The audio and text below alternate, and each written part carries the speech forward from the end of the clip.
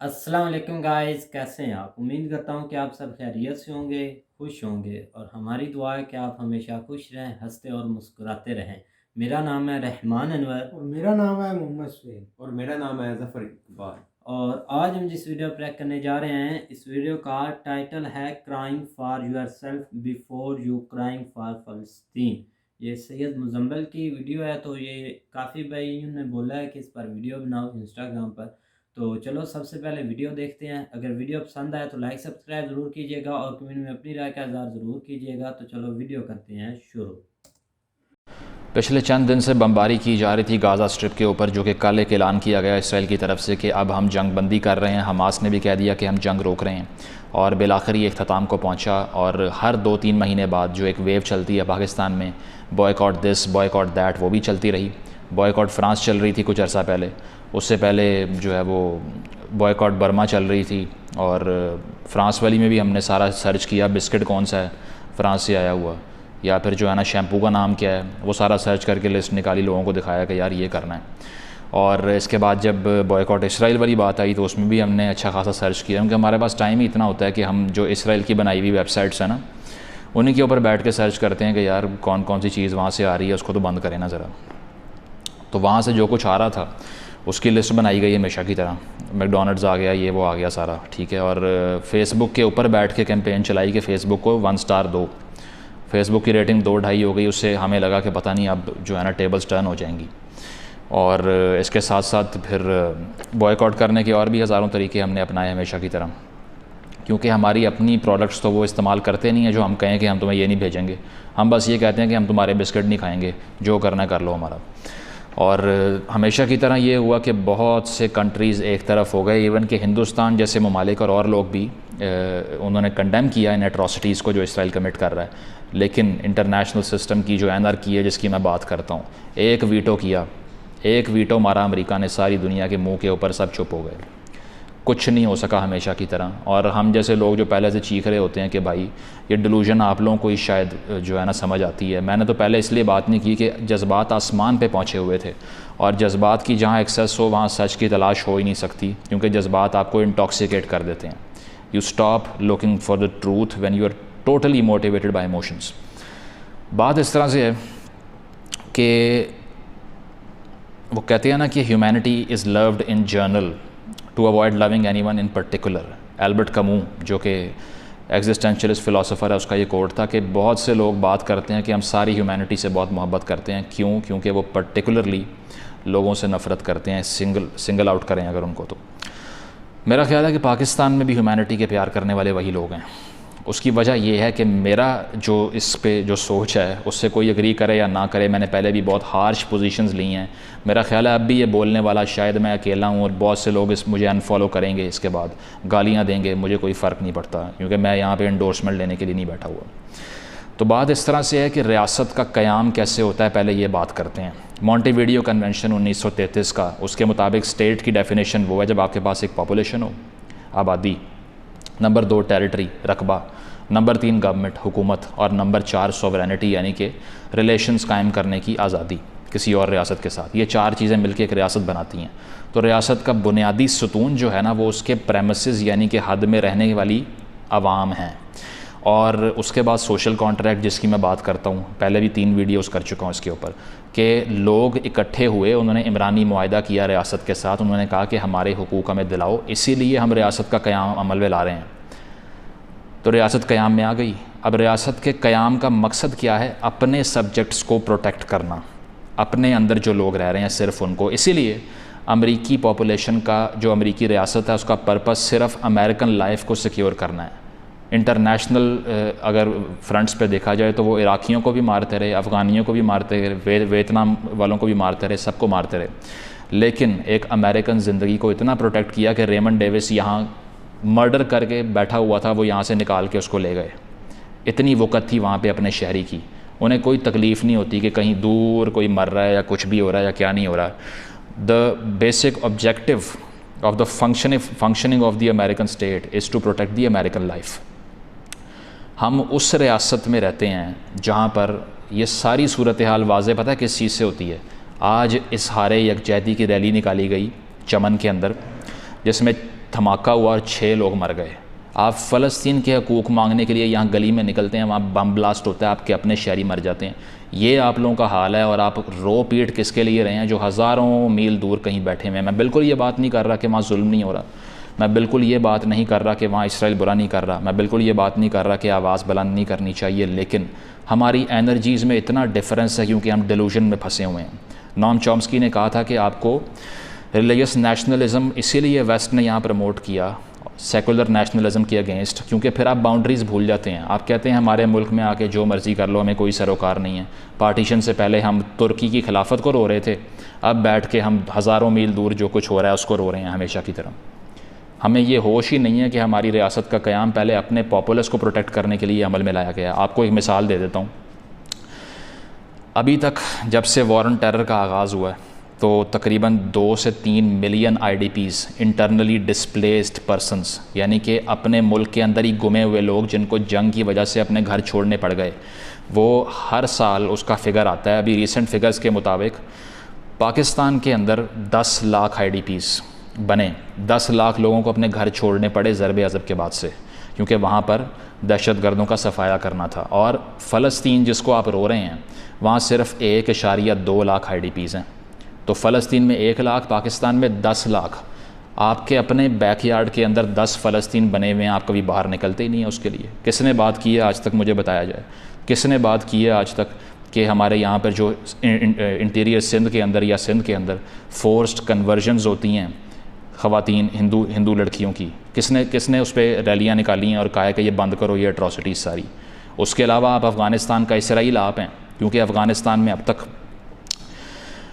जब से war on terror का आगाज़ हुआ है 3 लाख लोग मरे हैं, और जिन्होंने मारे हैं आपने उनको सप्लाइयाँ दे के यहाँ से गुजारा है।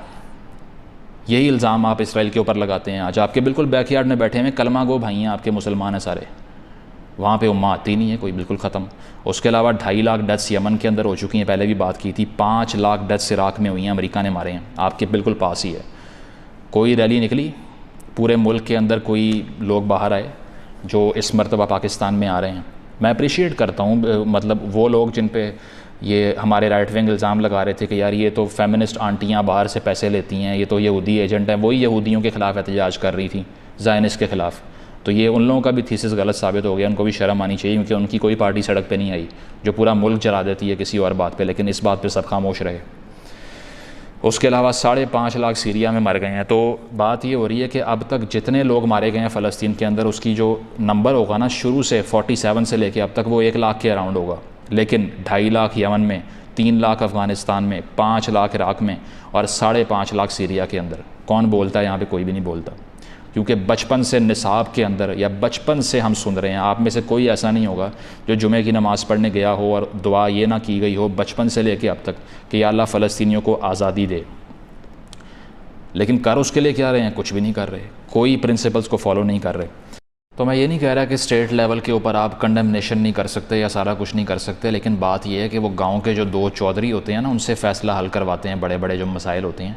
जो सबसे गरीब घर का रहने वाला होता है ना, उससे आके मसाइल को ही हल कराने में इंटरेस्टेड भी नहीं होता। जिसके पास पावर होती है उसी के पास जाते हैं। तो जो फर्स्ट वर्ल्ड है या न्यूजीलैंड जैसे मुल्क हैं या फिर वेस्टर्न यूरोप के मुल्क हैं या अमेरिका है, उनका बात करते हुए समझ भी आती है कि अपने माइनॉरिटीज़ को उन्होंने राइट्स दिए हैं, अपनी अक़लियतें उनकी महफूज हैं। इस बुनियाद पे वो मुतालबा करते हैं कि फ़लस्तीन को आज़ाद किया जाए या वहाँ पर जुल्म ना ढाए जाएँ। आपका तो अपना ये हशर है कि आप यहाँ पर अपनी इकॉनमी को रन नहीं कर पा रहे और बैंकरप्ट होने की तरफ जा रहे हैं, और बात आप ये कर रहे हैं कि हमने इंटरवेंशन भी करनी है। सबसे पहले आपने जाके जो है ना वो सीटो सेंटो भी साइन कर लिया था। हिंदुस्तान जैसे मुल्कों ने नॉन अलाइंड मूवमेंट साइन की थी NAM, और कहा था कि हम ना रशिया की तरफ हैं ना अमेरिका की तरफ हैं। आपने जाके कह दिया था कि नहीं जी हम तो अमेरिका के साथ हैं, और इसी तरह आप आज तक कर रहे हैं। जाके पढ़ें मोनरो डॉक्ट्रिन के बारे में। अमेरिका जब शुरू में बनता है वो कहता है कि हमने सिर्फ़ और सिर्फ अमेरिकन स्ट्रेंथ पे काम करना है अभी, उसके बाद में हम बाहर की जंगें लड़ेंगे और बाहर की बातें करेंगे। तो जेम्स मनरो के नाम पे ये डॉक्ट्रिन बना, और उसने कहा कि यूरोप की जो वॉर्स हैं उसमें हमारा कोई लेना देना नहीं है भाई, ना कोई बयान देना है हमने, ना किसी की तरफ होना है। और उसके बाद में अमेरिकन आइसोलेशनिज़म की पॉलिसी को पढ़ें, वो क्या थी। इवन के first world war, second world war से पहले भी वो यही कह रहे थे भाई हम किसी की तरफ नहीं हैं। वो जब एंड पे तरले किए ना जो है वो चर्चिल ने, उसके बाद में एंटर हुए और जंग ख़त्म करके बाहर आए थे जीत के। तो पहले अपनी पावर को तो इतना इन्हांस करो कि ग्लोबल लेवल पे पॉलिसी मेकर बन जाओ यार। अगर टर्की बात करता भी है, बेशक वो इसराइल का चौथा बड़ा ट्रेड पार्टनर है और हिपोक्रेसी दिखाता है, अंदर से पैसे भी ले लेता है और बाद में रोता भी है कि ये गलत हो रहा है जी, लेकिन अगर वो बात करे भी तो थोड़ा सा बेहतर लगता है। आपका तो यार कहाँ बात करना बनता है। पूरी दुनिया के जो है ना ये चौधरियों की लड़ाई है जिसमें इसराइल जैसी ताकतें इन्वॉल्व हैं, टेक्नोलॉजिकली एडवांस्ड, और आप बीच में हम ही रोई जा रहे हैं। तो बात यह है कि पहले बड़ी पावर्स जो थी उनका भी पास्ट पढ़ें कि उन्होंने किस तरह से अपने आप को आइसोलेट करके रखा। इवन कि चाइना अभी तक कहता है कि we are not in any cold war with America, we just want to trade with them. इसके अलावा मुझे ये समझ नहीं आती कि हमास, इसराइल अगर एक ईवल एम्पायर है, मैं मानता हूँ कि वो यूएन की रेजोल्यूशंस को भी धज्जियाँ उड़ा रहे हैं वेस्ट बैंक के अंदर और जगहों के ऊपर, लेकिन हमास को भी जो लोग सपोर्ट करते हैं उनका भी कोई दीन ईमान नहीं हो सकता। उसकी वजह यह है कि आप यासिर अराफात को लीडर कहते रहे हैं, और यासिर अराफात का बायकॉट जिस जमात ने किया उसका नाम हमास है, वो भी आपके साथ है। आप कहते हैं हमास भी अच्छी है, अराफात भी अच्छा था, ये अजीब किस्म का मजाक बनाया हुआ है हमने। हालांकि हमास का रोल ये रहा है कि जब ओस्लो अकॉर्ड्स जो सबसे करीब पहुँचे फ़लस्तीन वाले पीस एग्रीमेंट साइन करने के, उसको हमास ने बॉयकॉट कर दिया और कहा कि हमारे चार्टर में, हमास ने अपने कॉन्स्टिट्यूशन में ये लिखा हुआ है कि हमारी पार्टी बनने का मकसद ये है कि इसराइल बर्बाद करना है, तबाह करना है, उसको उड़ाना है। और गाज़ा स्ट्रिप के ऊपर ये लोग इलेक्शन जीतते हैं और उसके बाद 80% रिसोर्सेज ये रॉकेट ख़रीदने पे लगा देते हैं। लोग भूखे मरी जा रहे हैं वहाँ पे। 80% लोग, आपको पता है, गाज़ा के फ़ॉरेन एड पे चल रहे हैं, उन अमरीकियों के एड पे चल रहे हैं जिनको हम गालियाँ भी देते हैं, ठीक है। उसके अलावा आप लोगों को, हमारे लिए शर्म का मुकाम ये है कि गाज़ा के अंदर और फ़लस्तीन के अंदर लिटरेसी रेट 98% है, आप लोगों से ज़्यादा। आपको अपने इश्यूज़ की होश ही नहीं है और दिन रात आप लोग सिर्फ पीटी जा रहे हैं कि यार ये वो हो गया, ये वो हो गया, ये वो हो गया। बात ये है कि आपने हज़ारों मील दूर तो कनेक्शन फ़ील करना होता है, लेकिन अपने बैकयार्ड में क्या हो रहा है उस पर आपको बिल्कुल होश नहीं होती। तो वेस्ट बैंक के अंदर भी 2 मिलियन जो है ना पैलेस्टीनियंस रहते हैं और गाज़ा के अंदर 1 मिलियन रहते हैं। वेस्ट बैंक से आवाज़ें इसलिए नहीं आती कि वहाँ पे PLO रूल कर रही है, जो कि एक सेकुलर पार्टी है जिसको मेजॉरिटेरियन तौर पे वहाँ के लोग अपना जो है ना लीडरशिप भी थमा चुके हैं उसको, लेकिन हमास यही कहती है कि नहीं, ये तो पीस की बात करते हैं, हमने तो पीस की बात करनी ही नहीं है। और पैसे कहाँ से लेते हैं? वो कतरी अमीरों से और ईरान से रॉकेट लेके फ़ायर करते रहते हैं उसको। तो बेशक अब हमास की पूरी कैपेसिटी क्या है रॉकेट फ़ायर करना, वो करते हैं, आयरन डोम पे लाके गिर जाता है। आगे से इसराइल की पूरी कैपेसिटी क्या होती है वो भी हम देख लेते हैं, ह्यूमन शील्ड्स बना लेते हैं ये लोग। तो बात ये है कि अगर Israel is a force of evil than Hamas is also a force of evil. It is not supporting the peaceful cause of the Palestinian people. फ़लस्तीनी लोग तो अपनी वॉइस कहते ही नहीं है हमास को। इस मरतबा भी पहला रॉकेट उन्होंने फ़ायर कर दिया फ़लस्तीनियों से पूछे बगैर, हालांकि वो सड़कों पे मौजूद थे, एहतजाज कर रहे थे। किसने परमिशन दी थी उनको कुछ करने की इस तरह का? और दूसरी बात ये है कि जब आपने चार्टर में ये लिखा हुआ है कि किसी पीस प्रोसेस को आगे नहीं बढ़ने देंगे, तो फिर आपको क्या लगता है कि कल को ये ऐसी जंग जीत सकते हैं? हमने यहाँ पे कितना ज़ोर लगा लिया है कश्मीर के लिए। 47-48 में महाराजा हरी सिंह ने कहा कि मैं अभी सोच रहा हूँ क्या फ़ैसला करना है। आपने पहले ही कबायली घुसा दिए, उन्होंने इंडिया से हेल्प मांग ली, इंडियन फोर्सेस वहाँ पर आ गई, उन्होंने वहाँ पर जो है ना वो अपना सेटलमेंट रख दिया। आज तक आप उसको देखते हुए बैठे हुए हैं। आपके पास तो न्यूक्लियर जो है ना कैपेबिलिटी है, फिर भी कुछ नहीं कर सके। हमास चंद रॉकेट लेके फ़तह कर लेगा इसराइल को। ये कौन सी डिलूजन यहाँ पर फैला रहे हैं यार लोग? मतलब मुझे ये समझ नहीं आती कि ये जज्बात बेचने से क्या बन सकता है आपका? कुछ भी नहीं बन सकता। हमने इसको पेंट किया है एज अ मजहबी इशू, जबकि आप गूगल करें अभी इस कॉन्फ्लिक्ट को या फिर इस अपार्थाइड को या जो भी आपने इसको नाम देना है, इसको गूगल करें, आपको लिखा हुआ नज़र आएगा Arab Israeli wars, Arab Israeli conflict, Yom Kippur war of Arab and Israels. तो बात यह है कि ये मुस्लिम और जूइश वॉर है ही नहीं, ये नेशनलिज़म की वॉर है। और नेशनलिज़म क्या होता है? कौमियत, एक जगह पे अपना राइट, ये प्रॉपर्टी क्लेम करने का जो ज्यूज़ की एक प्रोक्लेविटी है जिसको ज़ायनिज़म भी कहते हैं। वहाँ पर अगर क्रिश्चियन बैठा होता, पारसी बैठा होता, हिंदू बैठा होता, ज्यूज़ ने फिर भी यही कहना था फ़लस्तीन हमारी होली लैंड है, हमने ये लेनी है। क्योंकि वो फर्स्ट वर्ल्ड वॉर से पहले से जो एग्रीमेंट साइन होना शुरू हुए तब से लेके आज तक उनका यही क्लेम रहा है कि हमने फ़लस्तीन वापस जाना है, हमें यूरोप में बहुत मारा गया। तो बात ये है कि वो वहाँ मज़हब देख के नहीं मार रहे अगलों को, और फ़लस्तीन के अंदर भी जो जूज़ रहते हैं वो भी मारे जा रहे हैं इन बॉम्बिंग्स के अंदर, क्रिश्चियंस भी मारे जा रहे हैं इन बॉम्बिंग्स के अंदर, रिगार्डलेस ऑफ रिलीजन। ये अरब्स और इसराइलीज़ की वॉर है, आपको तो आज तक यही समझ नहीं आई कि हमने किस बेस पे ठेकेदारी करनी है, ये सारी जो हम शुरू करके बैठे हुए हैं। तो हमारी सारी एनर्जीज़ इन इश्यूज़ पे इसीलिए लगाई जाती हैं ताकि अपने बैकयार्ड में हम ध्यान रख ही ना सकें। और यही मैंने चॉम्स्की वाली बात आपको बताई कि ये डिलूजन जो है इसका हम शुरू से शिकार हैं। जब टर्क्स कह रहे थे कि हम अतातुर्क की क़यादत के अंडर मुत्तहिद हैं, आप कह रहे थे हमें नहीं चाहिए। तो इसी तरह कल को ये होगा कि इतनी लिटरेट अवाम जो पैलेस्टीनियंस हैं उनको भी अपने राइट्स मिलेंगे, वो स्ट्राइव कर रहे हैं उसके लिए, सल्यूट करता हूँ उनकी स्ट्रगल को मैं। लेकिन वो उससे एमेंसिपेट भी हो गए, आप तब भी यही रोना रोते रहेंगे क्योंकि आपको अपने बैकयार्ड की होश ही नहीं है यहाँ पे क्या हो रहा है। आपके यहाँ चारों तरफ फ़लस्तीन बना हुआ है, आप रैली निकालते हैं उनके हक़ में, उसमें ब्लास्ट हो जाता है और आपको राइट्स चाहिए हज़ारों मील दूर के। तो इस कदर हिपोक्रेसी जो है ना, ये हमें बंद करनी चाहिए। और हमारा काम सिर्फ ये रह गया कि हम चीखें मारते रहें, उसके अलावा प्रैक्टिकली ज़ीरो कुछ भी नहीं कर सकते। उसकी वजह यह है कि पावरलेस हैं आप क्रिटिसाइज़ करते हैं यूएन के स्ट्रक्चर को कि वहाँ पर एक वीटो करके सब कुछ रिवर्स हो जाता है। अपनी यूएन खड़ी कर लें आप, किसने मना किया आपको अपनी यूएन बनाने से? पैसे भी उनसे लेते हैं आप और बाद में कहते हैं हमने जो है ना अपना पैरेलल सिस्टम क्रिएट करना, तो करके देख लें आप, ठीक है। अगर आपको लगता है ये मजहबी जंग है तो फिर जो एथीस्ट रशिया है और एथीस्ट चाइना है वो क्यों कंडेम कर रहा है इनको? अगर आपको लगता है कि मज़हब की बुनियाद पे ह्यूमैनिटेरियन कॉन्फ्लिक्ट सॉल्व होते हैं तो फिर न्यूजीलैंड ने चाइना का बाइकआउट क्यों किया वीगर मुस्लिम्स के ऊपर? आप तो बोले ही नहीं, आप एज अ मुस्लिम कंट्री चुप रहे। तो ये चीज़ है कि इस तरह के जज्बात जिससे हम फुल लबरेज रहे हैं पिछले चंद दिनों में, ये फिर नीचे आ गए हैं। अगले साल ये फिर शुरू हो जाएगा, उससे अगले साल ये फिर शुरू हो जाएगा और आप कंडेमनेशन और ये पोस्टर लेके खड़े रहेंगे और लॉफिंग स्टॉक बंद रहेंगे पूरी दुनिया में। अपने ऊपर काम करने का कोई टाइम हमारे पास नहीं है, अपनी माइनॉरिटीज़ की प्लाइट का पता नहीं है और अपने यहाँ पे चर्च और मंदिर गिराए जा रहे हैं और एनेक्सेशंस हो रही हैं प्राउड किस्म की। अपने यहाँ पर जो है वो बैकयार्ड में क्या हो रहा है कुछ पता नहीं है, लेकिन दर्द हमारे दिलों में फ़लस्तीन का है। तो रखिए ये दर्द और बताइएगा कि क्या फ़ायदा होता है इन सारे एहतजाज करने से। Thank you. तो गाइस, जैसा कि आप वीडियो देख रहे थे तो सैयद मुजम्मिल, उनकी बातें सुनी, उनकी बातें ठीक थी भाई। अगर देखा जाए ना, हर लिहाज से अगर देखा जाए तो उनकी बातें ठीक थी, जिस लिहाज से भी आप देखें तो।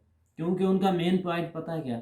वो आपकी आंखें खो रहे हैं कि आप आगे आगे भाग रहे हैं, लेकिन आपको ये नहीं पता कि आपके यहाँ हो क्या रहा है, आपके इधर क्या हो रहा है, उधर क्या, पाकिस्तान में क्या हो रहा है। आप इन चीज़ों को नहीं देख रहे हैं, आप बहुत आगे निकल गए हैं, आप दूसरी कंट्रीज़ को देख रहे हैं, ठीक है ना, दूसरी कंट्री इस्लामिक कंट्री। लेकिन मुझे एक बात की समझ नहीं आई कि हम हर कंट्री के लिए ऐसी ऐसी जंग में आगे हुए हैं, ऐसे रास्ते पर लगे हैं, ठीक है, मुसलमानों के लिए, लेकिन एक जगह के लिए नहीं हम आगे हुए। हर एक को पता है उस चीज़ का, हर एक बंदे को पता है। हमारे पीएम को 3 बार सवाल किए गए इंटरनेशनल न्यूज़ पर, वहाँ बैठे हुए इंटरव्यू दे रहे हैं, उनको एक ही सवाल किया गया कि उइगर के मुसलमानों पर जुल्म हो। वीडियोस भी बनाई, कोई किसी को उस पर कोई नहीं है, ठीक है, उस पर कोई नहीं बोलता, चाइना की तरफ कोई नहीं बोला। आज तक मैंने नहीं देखा। अभी आपने देखा, अभी लास्ट पे सैयद मुजम्मिल ने इस चीज़ का जिक्र भी किया है कि भाई उइगर के मुसलमानों के लिए न्यूजीलैंड ने बाइकआउट किया, लेकिन हमारी आवाम ने कोई कदम नहीं उठाया, कोई आगे नहीं हुए। क्यों नहीं हुए? इस चीज़ को कोई नहीं देखता। इस चीज़ को देखें ना, बैठा था ना। ताकतवर। अब ये है कि ताकतवर को, चलो ताकतवर है बरल भाई, ये है कि आप किसी के लिए आवाज़ उठाएं, लेकिन अगर आप किसी लिए उठा रहे हैं, हर एक मुस्लिम के लिए जहाँ भी जुल्म हो रहा है या जैसा भी, अगर आप उसके लिए उठा रहे हैं तो लेकिन आपको यहाँ भी उठाना चाहिए, ठीक है। ये यहाँ पे आवाज़ उठाना आपका बनता है, ठीक है ना। चलो यार, आप कुछ नहीं करते लेकिन अपनी आवाज़ तो उठाएं भी, यहाँ पर ये हो रहा है वो हो रहा है, क्या हो जाएगा इस चीज़ से? कत्ल कर दें, आपका गला काट देंगे यार, कुछ तो कोई कोई कोई कदम तो लें, तो फिर तो भाई पता चले कि ये हमें फ़लस्तीन के लिए भी कुछ करना चाहिए, ठीक है ना। मैं बताता हूँ, उनका सारी बातें ठीक है। उनका मेन जो पॉइंट था ना वो यही था कि पहले आप एक कौम बने, बिल्कुल। ठीक है, कौम बने, उसके बाद आगे का सोचें कि आपने क्या करना है। अब दूर दूर जो भी छोटा सा भी मसला हो जाता है हमारे यहाँ, उसके एहतजाजी मुज़ाहरे, ठीक है ना, वो शुरू हो जाते हैं। और उसके अंदर होता क्या है कि हमारे अपने अमलाक जो है ना उनको नुकसान पहुँचाया जाता है, ठीक बिल्कुल। है। कोई दुकान खोल के बैठा हुआ है तो उसको दुकान के अंदर घुस जाना, उसके जो शीशे देने, ठीक है। कोई रास्ते में जा रहा है, कोई गाड़ी मिल रही है, उसको रोक के उसके शीशे तोड़ देने, ठीक है। मतलब ना उन्होंने हर तरह से जो है ना वो एक साबित करना है कि हम ताकतवर हैं इस मुल्क में, ठीक है। लेकिन इस तरह का नहीं है, वो असल में पॉइंट भी यही उठा रहे थे कि भाई कम से कम आप पहले अपना ख्याल करें कि आप क्या चीज़ है। आप फर्स्ट ऑफ ऑल अपने ऊपर मेहनत करें, एक कौम बने, आपके अंदर कुछ हो और लोग देखें कि भाई आपके अंदर कुछ है, फिर आपकी बात की वैल्यू होगी। जब आपके पल्ले है कुछ नहीं तो फिर आप किस तरह कह रहे हैं कि हम ये, उन्होंने सही बात की है कि आपने एहतजाजी रैली निकाली है, ठीक है, और उसमें आपके अपने बंदे जो है ना ब्लास्ट हुआ, अपने बंदे जो है ना वो शहीद हो गए, डेथ हो गई उनकी, ठीक नहीं है। हुआ भाई ब्लास्ट इधर किसी नहीं नहीं नहीं नहीं नहीं, नहीं, नहीं हुआ। ये मैं बताता हूँ मैं आपको, ये उस वक्त की बात है, वो सही बात कर रहा है। ये थोड़ी पुरानी वीडियो है, दूसरा है मई की है। उस वक्त बिल्कुल जब ये थोड़ा सा इशू दोबारा उठा था ना फ़लस्तीन का और इसराइल का, जब उन्होंने बाकायदा उधर जाके ग्रिप कर ली थी, जो भी बिल्कुल करीब चले गए थे, तो उस वक्त यहाँ पे रैलियाँ बिल्कुल निकली हैं, ठीक है। जब कहा गया कि ये जो फलां चीज़ें जो है ना वो बंद कर दो, आप इसराइल को ये कर देंगे वो कर देंगे, तो उस वक्त भी हुआ है ब्लास्ट, इसमें कोई शक नहीं है, मैंने खुद वो न्यूज़ देखी है। तो वो बिल्कुल कहने का अपनी मतलब चीज़ों ये है को कि देख ही नहीं ना रहे। हाँ, कि पहले कम से कम आप अपना तो देखें, अपने अंदर पावर तो पैदा करें, उसके बाद फिर ये सारी बातें चलेंगी। और एक बात अमेरिका की उन्होंने मिसाल दी कि पहले फर्स्ट ऑफ ऑल उन्होंने जो है ना वो अपनी कौम को बनाया। अभी सबसे आम जो उन्होंने बात बताया कि रेमंड डेविस की उन्होंने बात की है। रेमंड डेविस ने क्या किया, यहाँ पे चलते लोगों के ऊपर से गाड़ी जो है ना वो उड़ा दी थी, ठीक है, मार दिए, उनकी डेथ हो गई। इन्होंने पकड़ भी लिया, सारा कुछ फिर सबूत, वो प्रूफ, वापस चले वीडियोस, हर चीज़ इनके बाद खुद हमारी हुकूमत ने छोड़ा था, छोड़ा था, ठीक। और ठीक है, एक यहाँ और से वो बात, लेके गए। और एक बात, आज से 5-6 मंथ पहले की ये वीडियो है। तब उन्होंने एक चीज़ का जिक्र किया था कि बैंक करप्ट हो रहा है, लेकिन अभी आप देख लें 3 दिन उनकी पहले वीडियो आ गई है कि भाई बैंक करप्ट हो गया है, हो रहा है, ठीक है ना, कि हमारी हाँ, हर देखो, चीज़ ऐसे ही है ना। आप हम मेजर साहब की काल वाली वीडियो देख लें, उसमें वो क्या बता रहे थे, 1 साल पहले की वो भी वीडियो थी कि आने वाले वक्त में ये हो जाएगा, आप इसके ऊपर फोकस, वो सब कुछ हुआ है कि नहीं। बिल्कुल ऐसे हमारी यार इकोनॉमी ये शायद बूस्ट ही लोग, नहीं कर रहा, उस पर हम हम ये देख ही समझे कि नहीं जो रहे। लोग इस फिल पॉइंट हमें कोई फिल वक्त कोई चीज़ बता रहा है, वो ये तो हमारे खिलाफ है, इसको इससे बर्दाश्त नहीं होती तरक्की, ये हो रहा है वो हो रहा है, वो फिर हमें साल बाद या नेक्स्ट आने वाले वक्त में पता चलता है कि यार वाकई उस वक्त ये बंदा जो है ना वो सही कह रहा था। क्योंकि वो बैठे हुए वो हर चीज़ को जो है ना वो इमेजिन कर रहे होते हैं कि वहाँ सारे मामलात को जो है ना देख रहे होते हैं क्या नज़र से आने देख रहे आने हैं। वाले ऐसे दिनों ही में है। होने वाला क्या है, हाँ जी। इन पॉइंट से वो देख रहे हैं। अगर ऐसे ही है कि हमें अपनी चीज़ों पर ध्यान देना चाहिए, अगर हम किसी एक के लिए आवाज़ उठाते हैं, अगर वैसे ही एक और जगह हो रहा है तो हमें उसके लिए भी आवाज़ उठानी चाहिए, ठीक है। ये नहीं कि तो एक भाई लिए मेरे उठा ली और आवाज़ तो दूसरे सब की। उठाते हैं, ये तो एक मतलब कि एक दुनिया को दिखाना कि इधर क्या हो रहा है क्या नहीं हो रहा है, इधर जुल्म हो रहा है। ये ना आप बोले कि फ़लस्तीन में जुल्म नहीं हो रहा और इधर नहीं पाकिस्तान में यार, वो आवाज़ नहीं मानते उठा हैं, रही। ये मानते अगर हैं। कोई भी मतलब कि पाकिस्तान ने किया, उनकी हेल्प भी की है, अगर हेल्प करते हैं तो उनको कई एजेंसियों से पकड़ा लिया जाता है कि भाई ये तो हमें ले डूबेगा। आप मिसालें आपके साथ बहुत आपको मिसालें दे सकता है, नहीं लेकिन यार, मेरी बात नहीं सुने, एतबार आपकी बात होता है, ठीक है। मेरी मैं बात सुन। हमने इस बात का जितनी आफिया जिक्र, सिद्दीकी पर किसने इल्ज़ाम लगाया था? इसराइल ने, कि ये यूएन में खत लिखती है, ये हमें इतनी छोटी सी उम्र में ये करा रही है तो ये बड़ा होकर क्या करेगी। तो उसको भाई कहाँ पर दबाया? पहले अमेरिका ने तो मतलब कि इल्म तो उसने अमेरिका से लिया ना, इतनी मतलब कि नॉलेज उसने अमेरिका से हासिल की थी। लेकिन जब उनके गले में वो फंदा डालने लगी तो उस पर आतंकवादी का भाई इल्ज़ाम लगा दिया, इसका इधर लिंक है इधर लिंक है, तो बस उसको ऐसे घड़ीस दिया। जो आपने पहले बात किया ना कि हम फ़लस्तीन के लिए आवाज़ उठा रहे हैं, बिल्कुल उठाते हैं। वो सैयद मुजम्मिल का भी ये पॉइंट है कि बिल्कुल आवाज़ उठानी चाहिए। और भाई या जुल्म, ये झूठ लेकिन बोल रहा है, क्यों नहीं बाइकआउट किया? इसराइल के इतने बाइकआउट इधर हुए हैं, चलो क्यों नहीं जी, हुआ? अब चीज़ों से बाइकआउट करने से क्या होता है? बहुत होता है, पता नहीं ऐसे किस ही चीज़ है का ना। भाई फ़र्क पड़ता है कि आप उनकी चीज़ों से बाइकआउट करते हैं तो वो देश डूब जाता है। हाँ, किसी मेरी एक के आपको साथ एक ऐसा हुआ मिसाल है। देता हूँ भाई। अगर आपके मतलब कि इधर तो ना हो, किसी ने मंदिर तोड़ा है, अगर गलती से उनका कुछ बीच में झगड़ा हो तो उन्होंने तोड़ दिया, तो हुकूमत ने भाई उसको बनाया भी है, फिर उन पर मुकदमा भी चलाया भी। आप अगर ऐसा करेंगे तो आपकी इसका भयानक सज़ा मिलेगी। ऐसे ही है ना, अगर इधर मंदिर टूटता है तो इंडिया आपको कितना हेट करता है, कितनी आप में दुश्मनी फैलती है। उधर आप इंडिया में इतनी रैली निकलती है, पाकिस्तान इधर का ये कर रहा है, वो कर रहा है, इनका पानी बंद करो, ऐसा करो। तो अगर भाई आप इसराइल में भी हमारी इबादत गाह है मस्जिद अक्सा, अगर उस पर ये बम मारेंगे, मिसाइल छोड़ेंगे, तो इधर पाकिस्तानी बोलेगा ना, और क्या बोलेंगे। दूसरों को तो शर्म नहीं आती, वो नाम के मुसलमान है। ऐसे आप ज़हन नशी कर लेंगे। यार वो बात मैं भी ये एग्री करता हूँ कि आप बात बिल्कुल ठीक कर रहे हैं, मैंने आपकी ये बात नहीं जुलटाई, लेकिन मैंने आपके सामने एक पॉइंट रखा है। मैं बाकी हर बात बोलता हूँ कि आवाज़ उठानी चाहिए, जहाँ भी जुल्म हो रहा है हर एक बंदे को उठानी चाहिए, लेकिन एक पॉइंट है कि जो भाई चाइना में वो जुल्म हो रहा है उस पर भी आवाज़ उठानी भाई चाहिए। उसमें इमरान खान ने बोला है यूएनए में खड़े होकर, ये आप कहाँ बोल रहे थे। उसको इंटरनेशनल न्यूज़ से पूछा गया, कहाँ पूछा गया, मुझे एक बार दिखा दो कि इमरान खान से पूछा गया उगर मुसलमानों पर और उसने बोला, वो चुप कर गया। भाई उसने यूएनए में बोला है, क्यों नहीं बोला। फलस्तीन का भाई बोला है, सीरिया का भी बोला है, कश्मीर का भी बोला है। यूएनए में खड़ा होकर सबको असलियत भी दिखाई है कि कश्मीर में क्या हो रहा है, क्या नहीं हो रहा। और जिसको पता ही नहीं था कि कश्मीर भी है, उन लोगों को भी आप पता है कि उधर क्या हो रहा है और क्या नहीं हो रहा।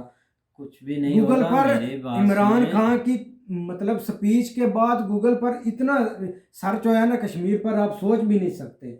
ऐसे ही ठीक है ना। भाई, तो वही ना, मैं भी वही बोल रहा हूँ कि जो आपने बोला है कि इंटरव्यू की बात की है, वो 3 जगह तो इंटरव्यू ऐसे हुए हैं, भाई, तो वो और वीडियो भाई मेरे मेरे पास पड़ी हुई ये है, सब ऐसे वो बढ़ के देख लेना, सब कि बढ़ के ही देखना। मारते हैं। ये तो इंडिया भी बढ़ का मारता है कि पाकिस्तान को हमने मिटा देना है, लेकिन मिटा नहीं सकता। बात करने का मकसद यही होता है कि दुनिया को असलियत दिखानी होती है कि इधर क्या हो रहा है। आप यूएनए में इतना मतलब के सारे मसले के वो इंटरनेशनल मसले का हैंडल करते हैं, तो उनको दिखा रहे हैं कि इधर क्या हो रहा है, आप इधर पर एक्शन ले।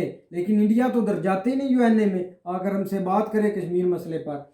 ऐसे ही है ना, वो यही समझते हैं कि तीसरे बंदे को इधर आने ही नहीं देना, और ना वो देखे हमारी असलियत। यार मैं तो असल कश्मीर में इशू पर बात करने नहीं चाहता, तो ठीक है, मैं साहब काफ़ी मुझे- बार असल मैंने में कर मैं चुका हूँ बताऊँ इस चीज़ आपको, को, बात एक्सप्लेन कोई किया, और लेकिन और कोई तरह से फ़ायदा कर नहीं। रहे हैं कि भाई पहले जो है ना वो अपने लिए रहो, फिर दूसरे के लिए रहो। बिल्कुल ऐसे ठीक है, मेन पॉइंट उनका ये मेन है पॉइंट अगर ये है देखा कि जाए। पहले भाई अपना तो देखें कि आप उन्होंने सही बताया जब जो उन्होंने एक शुरू किया था ना ज़रबे गज़ब जो जिसकी वो बात कर रहे हैं, ठीक है, ये इन्होंने शुरू किया उस वक्त पता नहीं इन्हें ये जो है ना दहशत गर्दों के खिलाफ, ठीक है, उसमें फ़ायदा ये हुआ कि हमारे दूसरा तो भाई दहशत गर्दों का नाम भी मिट गया ना उसकी खत्म उसके तो हो बाद। गया, लेकिन उसके अगेंस्ट जो लोग बेचारे वहां से अपनी जमीनें छोड़ के, अपने घर छोड़ के, अपने बीवी बच्चे और को भाई लेकर मेरे जो है ना वहां उनको से इधर निकल गए। सहूलत मिली भी है, गवर्नमेंट ने उनको सहूलत दी है। अगर वहां पर वो ऑपरेशन करते तो क्या वो उन उन वहां पर उधर ही रहते वो लोग। ऐसे ही है ना, अगर वो ऑपरेशन करते हैं तो उनको सहूलत मिली भी है, और दहशत गर्दों का उसके बाद सफाया होया भी है, क्यों नहीं हुआ। अगर आप ये बोलते अगर ऑपरेशन ना करते इनकी वजह से, अगर ये बैठे रहते ऑपरेशन को स्टॉप कर देते, तो जो इधर पाकिस्तान के हालात थे, हर एक दूसरे दिन बम धमाका हो जाता था, 10,000 मार गया, 5,000 मार गया, 500 मार गया, वो आपको अच्छा था। और वो जो 10 लाख इधर आए हैं उनको भी उन्होंने वो पनाह ठीक दी है, है, वो हुआ घर है, दिया है, लेकिन पैसा दिया है, सब भाई उनको वो नौकरियां भी बिल्कुल मिली हुआ है, हैं। लेकिन उसका ये ना वो बिल्कुल फायदे में हुआ है। लेकिन ये है कि उसके अगेंस्ट जो जो इंसानी अलमिया की बात कर रहे हैं ना, कि इंसानों को कितना नुकसान हुआ है जो वहाँ के रहने वाले थे। तो भाई उनको इधर सहूलत मिली है, क्यों नहीं मिली। आप मुझे दिखा दें उनको नहीं सहूलत मिली। इधर उनको नौकरियां भी मिली हैं गवर्नमेंट की, सब उनको घर भी मिला है, क्यों नहीं मिला। तो चलो उम्मीद करते हैं कि गाइस आपको वीडियो पसंद आएगी। तो कुछ पॉइंट रह गए हैं, चलो फिर कभी सही तो वीडियो करते हैं एंड। अगर वीडियो है पसंद तो लाइक सब्सक्राइब ज़रूर कीजिएगा और कमेंट में अपनी राय का इज़हार ज़रूर कीजिएगा। अल्लाह अल्लाह हाफिज़। हाफिज़।